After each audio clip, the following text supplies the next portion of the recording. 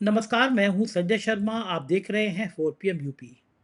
दैनिक भास्कर के राजनीतिक संपादक केपी मलिक जी का मानना है कि कुछ ही समय बाद हो सकता है कि ब्रजेश पाठक उत्तर प्रदेश के मुख्यमंत्री बन जाए। काबिल आदमी हैं, व्यवहार के बहुत अच्छे हैं, सबसे संपर्क रखते हैं, राजनीतिक दांव पेच में दिल्ली के बहुत करीबी हैं, योगी जी को उठक बैठक लगवाने में केशव मौर्य के साथ आगे आगे रहते हैं। डर क्या है जैन जी और जैन अल्फा के आगे सरकार का? मोदी जी इतना क्यों डरे हुए हैं? इन तमाम मुद्दों पर चर्चा की है दैनिक भास्कर के राजनीतिक संपादक केपी मलिक ने। चलते हैं सीधा उनके पास। 4 PM न्यूज नेटवर्क में बहुत बहुत स्वागत है आपका केपी मलिक साहब, आपका हार्दिक अभिनंदन। बहुत बहुत धन्यवाद संजय जी, आपका भी और हमारे दर्शकों का भी बहुत बहुत धन्यवाद, आभार। मलिक जैकेट साहब आज आपकी जो है मुंबई अंदाज वाली है, बहुत बढ़िया जी। मलिक साहब, कल ही आप कह रहे थे, आज सुबह शो आपका लगा कि हम लोग चर्चा कर रहे थे मंत्रिमंडल विस्तार की, और मैं कह रहा था कि नवीन बाबू को बेचारे को खाली बिठा दिया गया है, टीम तक नहीं बना पा रहे। मजे की बात देखिए कि आज सुबह 6 बजे ये प्रोग्राम लगा जिसमें कहा गया कि नितिन बाबू टीम नहीं बना पा रहे हैं, निकाल के अलमारी से उनको अध्यक्ष तो बना दिया गया। और मैं हैरान, उसके कुछ घंटे बाद टीम की घोषणा हो गई। सबसे ज़्यादा मैं चौंका, और मेरा यकीन इस बात में और बढ़ गया कि बीजेपी बड़ी मतलब की दोस्ती करती है। जैसी काम निकलता है, दूध में पड़े ऐसे मक्खी को निकाल के फेंक देते हैं, ऐसी फेंक देते हैं। अमित मालवीय इतना नफरती नेता जिसने नफरत की पूरी दुकान खोल दी, और निरे झूठे तथ्य दे दे के उसने सोशल मीडिया आईटी सेल संभाली। लेकिन इस बार कांग्रेस की जो मीडिया सेल थी, सुप्रिया श्रीनेत और उनकी टीम ने धुआं निकाल दिया अमित मालवीय का। और फिर बीजेपी ने तरस नहीं खाया, अमित मालवीय को लात मार के, सॉरी बुरा मत मारिएगा, लात मारना मतलब वैसी वाली डिशम डिशम वाली लात नहीं है, लेकिन लात मारना मतलब भगा दिया। अमित मालवीय टीम में नहीं है। सास भी कभी बहू थी का कमबैक हो गया।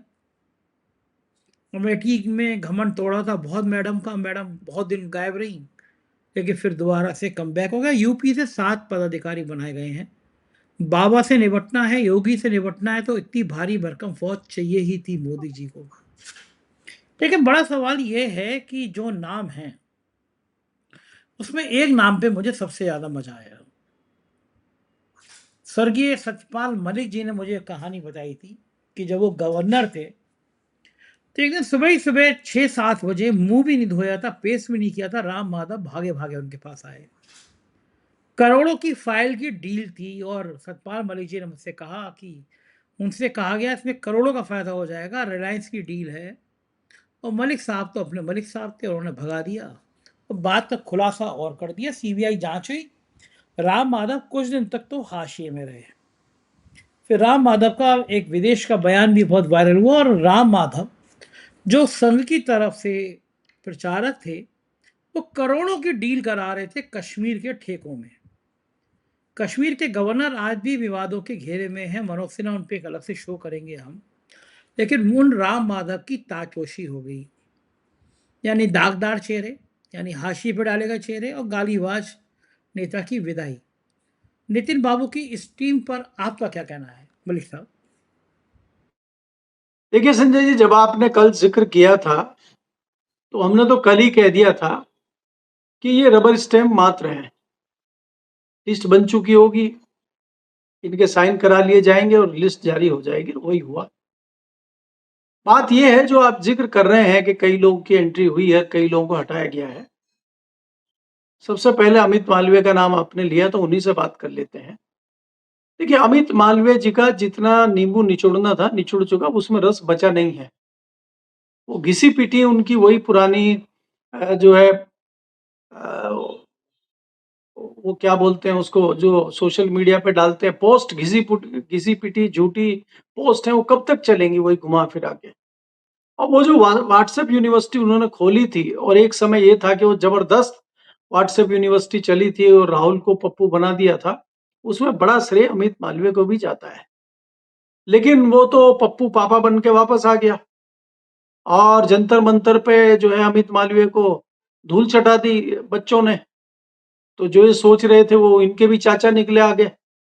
तो इसलिए इनकी जो ज़रूरत है वो समाप्त हो गई है।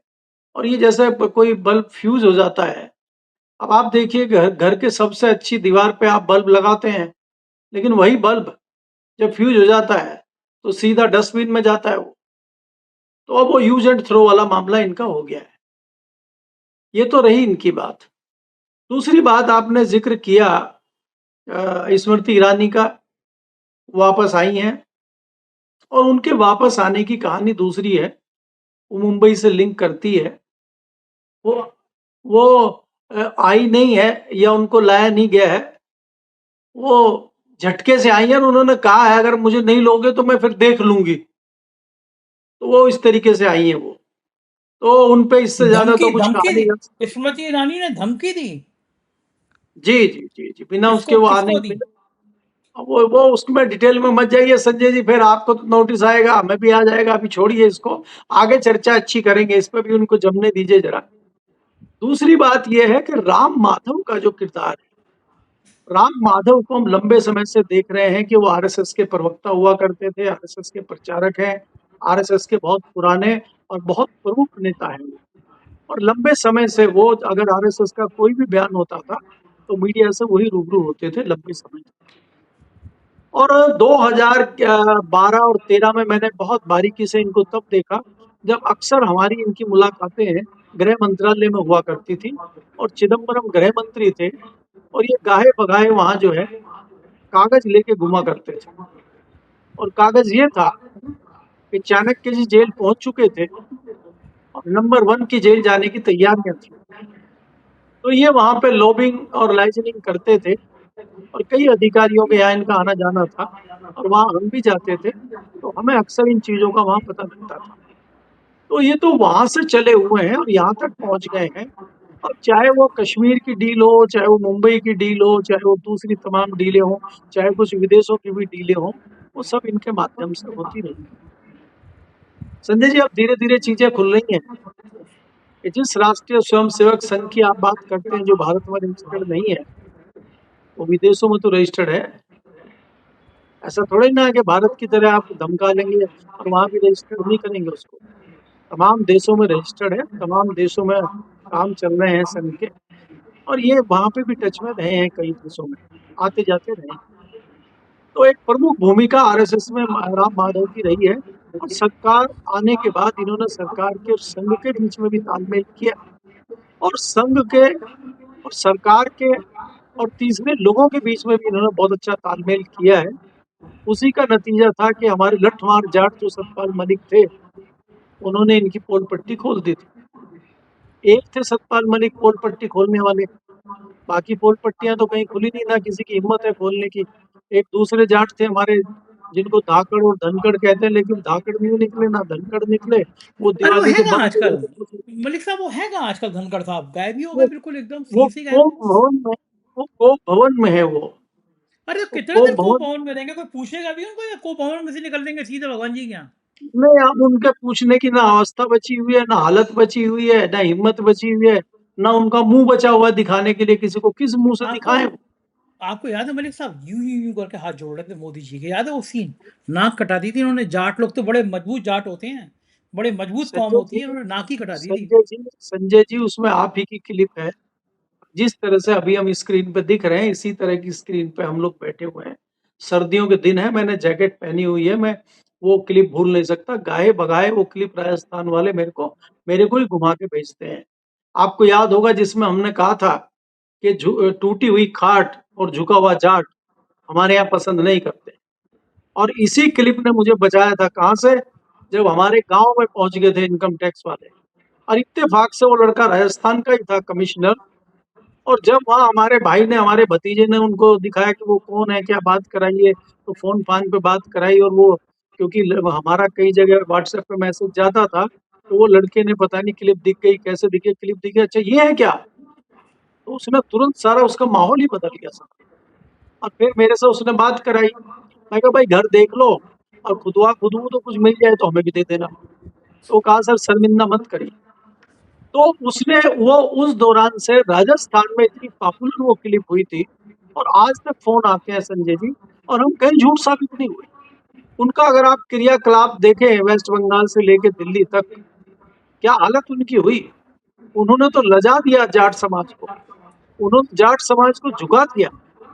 जाट समाज का जितना अपमान उन्होंने किया है, मुझे नहीं लगता किसी और ने किया हो।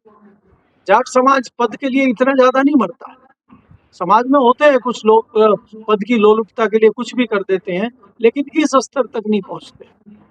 भाई देखिए, सतपाल मलिक भी भाजपा में थे, वो भी गवर्नर बने, ऐसा नहीं है। लेकिन उन्होंने कम से कम अंत में जब उनको लगा कि पानी नाक तक आ गया है, तो उन्होंने एक डिसीजन लिया। और उनकी जो पुरानी गलतियां थी, भाई समाज ये भी पूछ सकता था कि तुम अगर इतने ही दूध के धुले थे तो 20 साल से भाजपा में क्या कर रहे थे। लेकिन ये हुआ कि भाई 20 साल से तो भाजपा की सरकार थी नहीं, भाजपा की सरकार बनी और हमारे सामने इस तरह की चीजें आने लगी, तो हमने तत्काल छोड़ के एक्शन लिया और जाट की तरह दहाड़े हम। और आज वो इस दुनिया में नहीं है, लेकिन इज्जत के साथ सम्मान के साथ लोग उनका नाम कम से कम लेते हैं। तो क्या है, धनखड़ साहब का नाम भी सम्मान के साथ इज्जत के साथ लिया जाएगा? एक तो ये सवाल है। खैर, दूसरी बात राजस्थान से ही करिए, जिसकी उम्मीद किसी को नहीं थी और हम लगातार दो नाम बोलते थे। उसमें एक नाम की एंट्री राष्ट्रीय टीम में होना, संजय जी, ये भी बहुत बड़ी बात है, वसुंधरा राजे। वसुंधरा राजे का नाम अगर राष्ट्रीय लिस्ट में आ रहा है और वसुंधरा राजे अगर भारतीय जनता पार्टी में एंट्री कर रही हैं, तो ये मान सकते हैं कि गुजरात लॉबी कहीं ना कहीं दबाव में है और गुजरात लॉबी की नहीं चली है, इसलिए वसुंधरा राजे की एंट्री दिल्ली में हुई है। लेकिन कहीं ना कहीं समझौता हमारे दूसरे जो क्रांतिकारी संजय जोशी हैं उन पे हो गया है, उनको नहीं लाया गया है। हालांकि उम्मीद ये की जा रही थी कि वो भी शायद आएंगे। अब तीसरी चीज संजय जी ये आती है कि फोकस वापस उत्तर प्रदेश पे हो रहा है कि उत्तर प्रदेश में जो बाबा का सोटा चल रहा है, बुलडोजर तो आजकल थोड़ा कम हो गया, आप भी देख रहे हैं, क्योंकि डीजल महंगा है, डीजल में मिलावट भी आ रही है, तो लोड ले नहीं रहा है बुलडोजर। लेकिन जो बाबा का सोटा घूम रहा है, उस सोटे की रफ्तार कैसे कम की जाए, कैसे बाबा को थोड़ा ठीक किया जाए, वो करने के लिए कोशिश की गई है। टीम में फेरबदल, उनके लोगों को हटा के नए लोगों को लाया गया, जो केंद्र के समर्थक या भाजपा गुजरात लॉबी के लोग हैं। राजनाथ की जो लॉबी थी उसको भी, उसके भी पर कतरे गए हैं इस लिस्ट में। हालांकि धीरे धीरे स्टडी होगी, जब इसका विश्लेषण होगा लिस्ट का, तो सारी चीजें समझ में आएंगी। लेकिन उत्तर प्रदेश के चुनाव को दिमाग में रखते हुए कई लोगों को लिया गया है। दो मुस्लिम समाज के लोग भी लिए गए हैं। हालांकि बहुत प्रमुख चेहरे तो मुझे नहीं लगते, क्योंकि हमने कोई उस लिहाज से उनका नाम नहीं सुना है। लेकिन दिखाने के लिए कि भाई भारतीय जनता पार्टी में दो मुस्लिम चेहरे भी हैं और ये भी मंच पे उतरेंगे, तो उसके लिए भी दो चेहरे तैयार किए गए हैं। तो तमाम कोशिश भारतीय जनता पार्टी की है। और आने वाला जो चुनाव है यूपी का, अब जो 8 साल या 9 साल से बाबा वहां कर रहे हैं या भारतीय जनता पार्टी कर रही है, वो तो फॉर्मूला चलने वाला है नहीं। क्योंकि उस सब फॉर्मूले की हवा तो जो है, चाहे वो कानून व्यवस्था हो और चाहे वो दूसरी व्यवस्था हो, सबका सबकी हवा निकाल दी है भगवान राम मंदिर के चढ़ावे चोरी ने। वहां पे जो डकैती चल रही है, तो उससे आपकी कानून व्यवस्था भी धरी रही, आपकी आस्था भी धरी रही, तो सब कुछ चला गया। अब हमें लग रहा है कि उत्तर प्रदेश का चुनाव बिहार के पैटर्न पे होगा।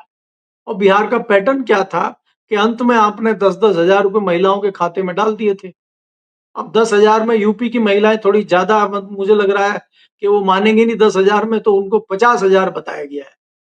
अब आप बताइए, अगर ये आपके इलेक्शन से 10 दिन पहले, 5 दिन पहले, 20 दिन पहले आपके अकाउंट में 50,000 आ जाएंगे, तो महिलाएं तो कुछ ना कुछ तो सोचेंगी ना। इतनी भी कृतघ्न महिलाएं तो है नहीं वो कि भाई आपका पैसा ले लें, वोट भी ना आपको दे।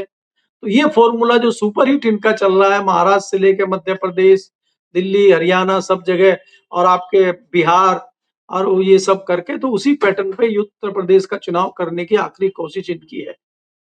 लेकिन उत्तर प्रदेश के आप भी हैं, मैं भी उत्तर प्रदेश से बिलोंग करता हूं, और मैं वेस्टर्न यूपी के बारे में अगर बात करूं, तो मुझे नहीं लगता, देखिए ऐसा भी नहीं है कि फॉर्मूला असर नहीं करेगा, लेकिन ये फॉर्मूला बिल्कुल खरा उतरेगा और बिल्कुल असर दिखा देगा। मुझे इस पे भी संजय जी थोड़ा संशय है, क्योंकि सवाल अभी से उठने लगे हैं कि अगर आपके पास इतना पैसा देने के लिए है, अगर आप कैलकुलेशन करेंगे, जो लाखों करोड़ में पहुंचता है, अगर लाखों करोड़ों आपके पास चुनाव में खर्च करने के लिए, महिलाओं को देने के लिए है, तो उन्हीं महिलाओं के बच्चे, उन्हीं महिलाओं की लड़कियां जो सड़कों पे घूम रही हैं आज धरना देते हुए, उनकी छतें गिर रही हैं, स्कूल की पानी नहीं है, टॉयलेट नहीं है, तो क्या वो पैसा आप स्कूल ठीक कराने में और स्कूल को संचालित कराने में नहीं खर्च कर रहे हैं? आप टीचरों को नहीं कक्षा लेने के लिए भेज रहे हैं? तो पैसा आप महिलाओं को दे रहे हैं और बच्चों को नहीं दे रहे हैं, उनको अशिक्षित करने पे तुले हुए हैं, तो ये सवाल भी खड़ा हो रहा है। तो क्या ऐसे में खाली 50,000 से आप चुनाव जीत जाएंगे? इस पे फिलहाल तो मुझे संशय है। अब कल क्या होगा संजय जी, वो तो बाद में ही पता चलेगा। जी। ये बात तो कह रहे हैं आप, सही कह रहे हैं कि उत्तर प्रदेश की राजनीति बड़ी अजीब मोड़ पे चल रही है। एक बड़ी रोचक खबर ये आई कि हर साल अटल बिहारी वाजपेयी जी की याद में ब्रजेश पाठक जी बड़ा कार्यक्रम कराते हैं। ब्रजेश जी अटल जी के उत्तराधिकारी बनना चाहते हैं, धोती कुर्ता भी पहनने लगे हैं वो, उसी स्टाइल में रहने भी लगे हैं वो। उनके प्रिय मित्र थे कुमार विश्वास, वो हर साल फंक्शन में आते थे और कुमार विश्वास अपनी तीखी बातों के लिए जाने ही जाते हैं। पिछले दिनों एक कार्यक्रम में कुमार विश्वास ने ब्रजेश पाठक के लिए कुछ ज़्यादा ही थोड़ा तीखा तीखा बोल दिया, जो ब्रजेश जी को हजम नहीं हुआ। आज सोशल मीडिया पर बड़ा छाया हुआ है कि ब्रजेश पाठक के कवि सम्मेलन में कुमार विश्वास का नाम नहीं है, अशोक चक्रधर का नाम है। और ब्रजेश पाठक और कुमार विश्वास के बीच की कई कड़ियां जुड़ती हैं दिल्ली में। ब्रजेश पाठक की ताजपोशी के पीछे भी कुमार विश्वास, हमारे भाई पत्रकार हेमंत शर्मा, इन सबके बड़े नाम आते रहे, बड़े ताकतवर लोग हैं ये। और हेमंत भाई तो मजबूत आदमी हैं ही, अमित शाह जी के करीबी हैं। महेश शर्मा से लेके बाकी लोग तक, जिसने हेमंत जी के यहाँ दरबार लगा दिया, उसकी बल्ले बल्ले हो जाती है। योगी जी भले ही हेमंत शर्मा को पसंद ना करते हो, लेकिन संघ में भी हेमंत शर्मा की बहुत ज़्यादा चलती है। और ब्रजेश जी को तो ताजपोशी कराने में हेमंत शर्मा का बड़ा भारी योगदान भी है। लेकिन आज सोशल मीडिया पे बड़ी चर्चा चल रही है कि साहब कुमार विश्वास के साथ ऐसा क्या हो गया। आपने सुनी ये बात? क्या मामला, क्या आपको पता है कुछ? नहीं, नहीं संजय जी, ज़रूर सुनी है मैंने बात, और ये बात उसी से जोड़ के और उसी तरह से है जो हमने अभी थोड़ी देर पहले आपको कहा, और कल हमारी चर्चा भी हुई थी आपकी बाबा रामदेव वाले मामले पे। बाबा रामदेव की टीम में कुमार विश्वास भी रहे हैं एक समय में, आप याद रखिए। और पलटी वालों में, पलटी मारने वालों में भी ये सबसे आगे रहे हैं, ये भी आपको याद है। तो इसलिए क्या है कि कुमार विश्वास को ज्ञान हो चला है कि मामला बनेगा नहीं। और मैं इस बात में थोड़ा-सा मुझे लग रहा है कि ऐसा नहीं है कि ब्रजेश पाठक ने कुमार विश्वास को नहीं बुलाया। कुमार विश्वास की हिम्मत नहीं हो रही है जाने की। कुमार विश्वास भांप गए हैं कि शायद मामला पलटने वाला है। अब वो रास्ता दूसरी तरफ देख रहे हैं। आप याद करिए कि लखनऊ के आमंत्रण को ठुकरा के वो मध्य प्रदेश के एक आमंत्रण में, कवि सम्मेलन में पहुंचे हैं, और उन्होंने जिस प्रकार से भारतीय जनता पार्टी पर टिप्पणी की है, वो जताता है कि उनको कहीं न कहीं आभास हो चला है। अब हमारे वो तो है नहीं आजकल रामविलास पासवान जी, जिनको हम मौसम विज्ञानी कहते थे, तो कई मौसम विज्ञानी आए हैं। कुमार विश्वास जी का जो है, वो लगता है कि भारतीय जनता पार्टी से विश्वास उठ चुका है। तो इनका विश्वास अब कायम नहीं है भारतीय जनता पार्टी पे, इसलिए ये पाला बदलने के चक्कर में है, मुझे ऐसा लगता है। ब्रजेश भाई तो सॉफ्ट आदमी है, वो तो अगर आप उनको कुछ भी कह देंगे, हमारी तो खूब बहस भी होती है, हम उनके बारे में चैनल में उल्टा सीधा भी बोलते हैं, लेकिन फिर भी वो भैया कह के बात करते हैं। और वो अगर उनको शिकायत भी करनी होती है, अरे भैया थोड़ा मुझे क्यों खिंचाई कर रहे हो, मुझे माफ करो ना, मेरे से कोई गलती हो गई है क्या? तो वो तो बहुत सॉफ्ट आदमी है, इसीलिए तो यहाँ तक पहुंच गए हैं। वो सब मित्र हैं, और मैं कभी भी उनके मतलब किसी की नाराजगी उनसे होते हुए नहीं देखा है। इतना बढ़िया, इतना सॉफ्ट आदमी, आज भी वो मुख्यमंत्री हैं कहने के लिए, लेकिन जब भी वो लखनऊ रहे या दिल्ली में वो आए, वो चाय बढ़िया पिलाएंगे और ये कह देंगे भैया मैं आपके लिए हाजिर हूँ, और मेरी कितनी औकात है वो आप जानते हैं। किसको चिट्ठी लिखनी है, किसको फोन करना है, किसको क्या कहना है, मैं तैयार हूँ। होना नहीं होना मेरे हाथ में नहीं है। तो वो तो बड़े साफगोई वाले नेता हैं। उनकी तरफ से ऐसा हो कि वो कुमार विश्वास को ना बुलाएं या आमंत्रण ना दें, मैं इससे इत्तेफाक नहीं रखता। लेकिन मुझे लगता है कि ये कहीं न कहीं डर गए हैं और ये जाने की हिम्मत नहीं जुटा पा रहे हैं, क्योंकि वहाँ इनसे भी कई जवाब तलब हो सकते हैं। आपको पता है कि लखनऊ में आज की डेट में बच्चियाँ, जिसका मैं बार-बार ज़िक्र करता हूँ कि जैन अल्फ़ा धरना दे रहा है भाई साहब, और वो जो जैन अल्फ़ा है, वो बड़ा खतरनाक है। तो जैन अल्फ़ा के चक्कर में अगर कुमार विश्वास भी फँस गए तो इनको उनसे उनको सँभालना मुश्किल पड़ जाए, और ये चीज़ें शुरू हो चुकी हैं। और कुमार विश्वास को आप कुछ भी कहिए, वो इन चीज़ों को समझने वाले आदमी हैं, इसलिए वो पहले ही कन्नी काट लेते हैं और भाप अच्छा, जाते हैं बाद में। ये मलिक साहब, एक चर्चा बड़ी तेजी से चली थी बीच में कि अगर हुँ। योगी हटते हैं तो ब्रजेश पाठक भी मुख्यमंत्री हो सकते हैं। क्या उम्मीद है आपको कि ब्राह्मण चेहरा है, बहुत दिनों से कोई ब्राह्मण नेतृत्व आगे बढ़ा नहीं उत्तर प्रदेश में, और ब्रजेश मिश्रा और केशव मौर्य जिस तरह से योगी आदित्यनाथ की खाट खड़ी करने में लगे रहते हैं, ऐसे भी कोई दो राय नहीं है। तो क्या ब्रजेश पाठक आगे चल के उत्तर प्रदेश के मुख्यमंत्री हो सकते हैं? बिल्कुल हो सकते हैं संजय जी, अगर आप पैटर्न देखेंगे, चाहे आप बिहार का पैटर्न देखिए, चाहे आप बंगाल का पैटर्न देखिए, चाहे आप दिल्ली का पैटर्न देखिए, चाहे आप मध्य प्रदेश का पैटर्न देखिए, आप राजस्थान का पैटर्न देखिए। इन जितने मैं राज्यों के नाम ले रहा हूँ, जितने मुख्यमंत्रियों के नाम ले रहा हूँ आपको, इनसे तो काबिल ही है ब्रजेश पाठक। आप किसी भी जितने स्टेट का मैंने नाम बिल्कुल है। लिया है, इन सब में सबसे ज्यादा अनुभव है, सबसे सॉफ्ट है, और भाई सवर्ण को और ब्राह्मणों को का प्रतिनिधित्व तो करते ही है वो, इसमें तो कोई दो राय है नहीं। आज की डेट में भारतीय जनता पार्टी में सबसे बड़ा चेहरा अगर कोई है तो ब्रजेश पाठक से बड़ा कौन है सरकार में आज। तो सारी वो शर्तें फुलफिल करते हैं, जो एक सबसे बड़ी शर्त होती है कि चाणक्य के करीब होना चाहिए वो भी है, और हेमंत शर्मा के करीब होना चाहिए वो भी है।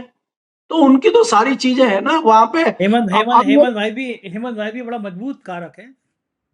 अरे बिना उनके नहीं चल सकता ना वहां पे मामला। तो इसलिए क्या है कि कोई भी उनके विरोध में, ब्रजेश पाठक के विरोध में नहीं आएगा। तो मैं इस संभावना से कतई इंकार नहीं कर सकता संजय जी, और बल्कि ये बात आपने छेड़ दी है। मैं तो संभावना ज्यादा देखता हूँ। क्यों देखता हूँ? मैं बार बार आपको बिहार पैटर्न की बात कर रहा हूँ, और मैं ये कह रहा हूँ, और जो हम सुनते हैं लोगों से, और हम भी विश्लेषण करते हैं कि बाबा को अगर आप उत्तर प्रदेश की राजनीति से बाहर करते हैं विधानसभा के चुनाव से पहले, तो भारतीय जनता पार्टी को बड़ा नुकसान होगा। चुनाव तो आपको बाबा के नेतृत्व में ही लड़ना पड़ेगा। तो बाबा का प्रयोग ये नीतीश कुमार के स्टाइल में करना चाहते हैं कि बाबा के चेहरे पर चुनाव लड़ा जाए, और बाद में जो है बाबा को हटा के दिल्ली ला के या मठ पे भेज के या दूसरा को शाम दाम दंड भेद करके और किसी अपने खास व्यक्ति को कुर्सी पे बिठाया जाए। तो उस कुर्सी पे बैठने वाले जो व्यक्ति हैं, उसमें सबसे उपयुक्त व्यक्ति अगर कोई है तो वो तो ब्रजेश पाठक है आज की डेट में। हालांकि भारतीय जनता पार्टी में पता तो लगता नहीं है कि पर्ची कोई नई निकल आए। जी। बस एक वो हुआ करते थे मिस्टर सहाय, जमीनों के बड़े कारोबार में थे, और कहा जाता है कि वो हेमंत भाई के भी एक टाइम में करीब तक, तो पता नहीं, शायद शायद अलग अलग हो गए हैं, मुझे पता नहीं। तो वो जमीनों के धंधे में थे, और वो साय साहब एक संगठन मंत्री का नाम ले दिया करते थे। ये कड़ी अभी भी जुड़ी हुई है, या कड़ी टूट गई है? क्योंकि ये बड़ी ताकतवर कड़ी थी, ब्यूरोक्रेसी में, पॉलिटिकल सिस्टम में, पैसे में, ठेके पट्टे में, ईडी में, इनकम टैक्स में। ये कड़ी अभी चल रही है या कड़ी टूट गई है केपी मलिक साहब? संजय जी देखिए, ऐसा है कि ये जो चर्चा को आप दूसरी तरफ ले गए हैं, उसमें तमाम नाम हैं। उसमें संजय शेरपुरिया का भी नाम आता है, उसमें बहुत सारे ऐसे लोगों का नाम आता है। तो मैं ये चाहता हूँ कि हम ये जो है बहस को इधर से हटा के उधर राजनीतिक बहस करें, और नितिन नवीन जी योगी बाबा पे के सोटे पे जिक्र करें, अच्छा अमित चलिए, शाह जी पे इस बात चर्चा पे करें। एक बड़ा बड़ा ये मुझे दूसरी दूसरी बात पे। हेमंत शर्मा जी का जो नेटवर्क है उत्तर प्रदेश में, हाँ उस पर हाँ, हम बढ़िया ज्यादा आदमी है। चर्चा ना करें, क्योंकि दी पता चले वो उपाध्याय जी को छोड़ के हमारी तरफ भी तोप का मुंह घुमा दे फिर। अभिषेक उपाध्याय को छोड़ के, अभिषेक हाँ, उपाध्याय भी फिर हम और गजब आप उसके अभिषेक टारगेट उपाध्याय पे भी ग, अभिषेक उपाध्याय भी गजब का आदमी है भाई। उसने नंद की तरह चोटी बांधी और सरकार की लंका लगा दी, और ऐसी बिल्कुल। वैसी लंका लगाई। अभिषेक ने ऐसी वैसी लंका लगाई, पूरी लंका लगा दी। और मुझे तो वो नहीं केशव संजय जी, मौर्य का इसमें याद आ रहा है। इसमें नहीं, इसमें केशव आज मौर्य को। कोई कुछ भी कहे, देखिए मंदिर का मंदिर में चढ़ावा चोरी का, मंदिर में डकैती का अगर कोई आगे लाने वाला कोई है और उस पर इसको आप ये मानेंगे कि भाई इस घोटाले का खोलने वाला पत्रकार से जो वो विशेष प्रमुख रूप से अक्षय जिसका नाम लिया जाएगा, वो अभिषेक उपाध्याय का आएगा। कई बिल्कुल लोग नहीं हो है। सकते हैं, और अब हालांकि मैं तो उनको भी हिम्मत ही मानता हूँ कि अयोध्या में रह के वो 2 प्रिंट के पत्रकारों ने हिम्मत करी है, सारी चीज करी है, लेकिन उन्होंने ठीक एक है। सीमित दायरे में करी है। वो हाँ, नहीं पुराने अभिषेक ने सिस्टम बढ़िया वाले लोग थे। बनाया। लेकिन जिस अभिषेक ने तरह बढ़िया से बनाया। अभिषेक ने हिम्मत करके सारी चीजें की हैं, भाई वास्तव में वो बधाई के पात्र हैं और ऐसे समय में एक पत्रकार का यहाँ तक जाना सैल्यूट है उपाध्याय ये को। बढ़िया। जी। ये बढ़िया। अब मैं आखिर में एक सवाल पूछता हूँ कि वही मेरा फेवरेट डायलॉग कि जब वक्त बुरा होता है तो ऊंट पर बैठे आदमी को कुत्ता काट लेता है। तो मेरा प्रिय डायलॉग है मलिक साहब, और वही हुआ। प्रधानमंत्री जी ने दिमागी नक्सलवाद क्या किया, पार्टी बन गई। ट्विटर पे दिमागी लाखों लाखों लोग काकरोच पार्टी की तरह सब्सक्राइबर होते चले जा रहे हैं। अब दिमागी नक्सल के नाम पर एक बड़ी भैंस छिड़ गई है, लोग उसके भी मेंबर हो रहे हैं। क्या प्रधानमंत्री को ये नौजवान इतना मजबूर कर देंगे, प्रधानमंत्री के मुंह से आवाज ही ना निकले? क्या चाहते हैं ये लोग? बेचारे प्रधानमंत्री जो बोल रहे हैं उसकी ऐसी तैसी कर दे रहे हैं ये लोग। दिमागी नक्सल, मैं नक्सल ही हूँ क्या नारा चल गया और भयंकर तरीके से ब्रांडिंग होने लगी। क्या सीन है इसका? संजय जी, देखिए ये शुरू वहां से हुआ कि जब आपने देखा कि चीफ जस्टिस ऑफ इंडिया ने बड़े हल्के अंदाज से ये कहा कि भाई ये सब कॉकरोच हैं और वो बड़ा चुभा लोगों को, बड़ा खराब लगा हम जैसे लोगों को भी। लेकिन हम लोगों ने डिस्कशन में कह दिया, चर्चा में कह दिया, इससे ज्यादा हम क्या करें। लेकिन युवाओं ने मौका आने पे जिस प्रकार से उसको हथियार बना के प्रयोग किया है, उसी हथियार में सब लोग फंस गए। आप ये मत मानिए कि चीफ जस्टिस बच चुके हैं अभी, चीफ जस्टिस घिरे हुए हैं इसमें। और ये जो हैदराबाद वाला मामला हुआ था, ये जो मामला इतना बड़ा हैदराबाद वाला हुआ है, चीफ जस्टिस इसमें आगे आ गए और उन्होंने उनको कहा, मनन मिश्रा को, कि आप कौन होते हैं। अगर ये थोड़ा भी मामला बढ़ जाता तो ये आंच जो इसकी थी, ये आंच चीफ जस्टिस तक भी पहुंचती। हालांकि मनन मिश्रा का अभी भी निपटना इसमें तय है, मैं ये बता दूं। दूसरी बात यह है कि प्रधानमंत्री मोदी जो जुमले करते रहे हैं, आप बताइए किसानों को आप आंदोलन जीवी कह रहे हैं, ये क्या अच्छा वर्ड है? आंदोलन का अधिकार तो हमारे लोकतंत्र में है, हमारे कानून में है, हमारे संविधान में है कि हम अपनी आजादी से बात कह सकते हैं, आंदोलन कर सकते हैं। और हम तो ये मानते हैं कि हमने आंदोलन करके ही अंग्रेजों को यहां से भगाया है।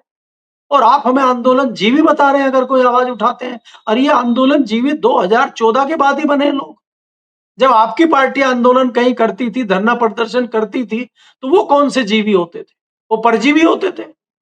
तो प्रधानमंत्री जिस प्रकार से बोल रहे हैं, अब इन्होंने जो ये नया नक्सल लाए हैं, ये लोगों ने संजय जी चीजें अंदर से निकालना शुरू कर दिया है।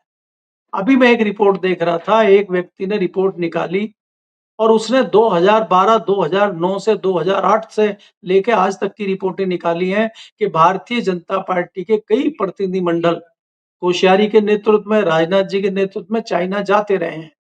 जो वहां पे वर्तमान सरकार है, उससे ट्रेनिंग लेने के लिए कि भारत में भारतीय जनता पार्टी को किस प्रकार से शासन चलाना चाहिए या किस प्रकार से राजनीति करना चाहिए। और वहां पे जो वर्तमान सरकार है, जिस पार्टी की सरकार है, उस पार्टी के संविधान में लिखा हुआ है कि हम माओवाद को भी मानते हैं और हम जो है दूसरे जितने वाद हैं सबको मानते हैं। तो ये कह के तो प्रधानमंत्री मोदी जी खुद ही कह रहे हैं, इसका मतलब वो खुद माओवादी हैं। नक्सलवाद आपने पहले अर्बन नक्सलवाद का नारा दिया था, जुमला छोड़ा था। उस जुमले पे सवाल पूछा गया था संसद में, अमित शाह से सवाल पूछा गया था। इन्होंने कहा था इसकी कोई परिभाषा नहीं है, अर्बन नक्सल कुछ नहीं होता है। कोर्ट में भी ये सवाल पूछा गया और सरकार ने कहा कि नहीं कुछ नहीं है, और आप फिर नया लेके आ गए हैं। तो ये अब प्रधानमंत्री जी लाल किले की प्राचीर से खड़े होके अगर इस तरह की राजनीति कर रहे हैं और छोटे लेवल पे उतर आए हैं, तो ये प्रधानमंत्री की मानसिकता को दर्शाता है। और ये दर्शाता है कि प्रधानमंत्री जी कहीं ना कहीं अंदर से बहुत ज्यादा हिले हुए हैं। इसलिए वो राष्ट्रीय मुद्दों को छोड़ के वहां पे इतने छोटे और आपसी सियासी मुद्दों पर डिस्कशन कर रहे हैं। ये तो आप किसी रैली के अपने भाषण में कह सकते थे, ये तो आपके किसी मीटिंग में आप कह सकते थे, ये तो आप कोई संबोधन दे सकते थे। आजकल तो आपके पास ट्विटर और दुनिया भर के हैं आजकल, तो आप वीडियो बना के खुद ही डाल देते हैं। लाल किले पे खड़े होके आप कह रहे हैं, जहाँ पे आपको अपनी रणनीति बतानी होती है, विदेश नीति बतानी होती है, विदेशों को अपनी बात पहुंचानी होती है, वो तो उसका प्लेटफॉर्म है, आपने उसको राजनीतिक मंच बना दिया। तो ये बड़े दुर्भाग्यपूर्ण बात है, और इससे प्रधानमंत्री को लगता है कि प्रधानमंत्री का ऑरा धीरे धीरे समाप्त होता जा रहा है, और कहीं ना कहीं प्रधानमंत्री जी हिले हुए हैं।